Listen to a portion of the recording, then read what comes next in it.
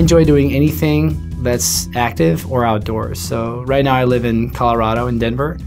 And so anytime I have an excuse to go up to the mountains, to ski, to snowboard, to hike, to climb, to bike, I'll usually take that and make it happen.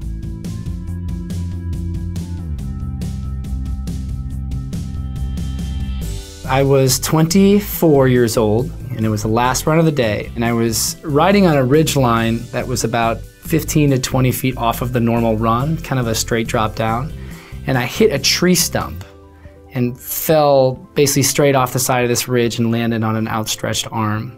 My shoulder dislocated, and we had to forcefully maneuver it back in. And I'm so stubborn that I refused to believe that I was injured. I just kind of kept going. In the course of 1 year, I had 14 complete dislocations where I had to physically, myself, put it back into the socket. I ended up at NorthShore for a few reasons. My family's from Evanston, and I'm born and raised here, so I've obviously been in and out of Evanston Hospital throughout my youth quite a bit, maybe a little more than my parents would have liked. Well, when I saw Dr. Levin initially, and he looked at the MRI and did a couple manual tests on the shoulder, you know, he gave me the option of doing physical therapy, but, you know, ultimately he said, if you want to regain your lifestyle and achieve a full recovery, you're going to have to go through the surgery. My shoulder is stronger today than it ever was pre-surgery. And I think that's a combination of building awareness for how to properly train the shoulder, not just make it look big, but really make it strong and stable. So I think once the shoulder was healed enough that I could start to do stuff, I think I went a little overboard and took it too far and said, well, I don't ever want to be hurt again in the shoulder area, so I'm going to make it really strong.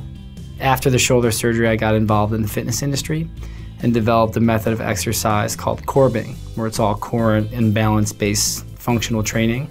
After the surgery, I would go to the gym in my sling and I would sit on the stability ball and I would watch TV and I would just balance for, 30, 40 minutes at a time. And that base was what allowed me the ability to cultivate enough stability that I could transition from one position to another. That whole thing started with an idea that was unsuccessful while living with this hurt shoulder, and then when I had the time to back off and kind of reevaluate the approach, that's when we solidified the foundation and moved up from there.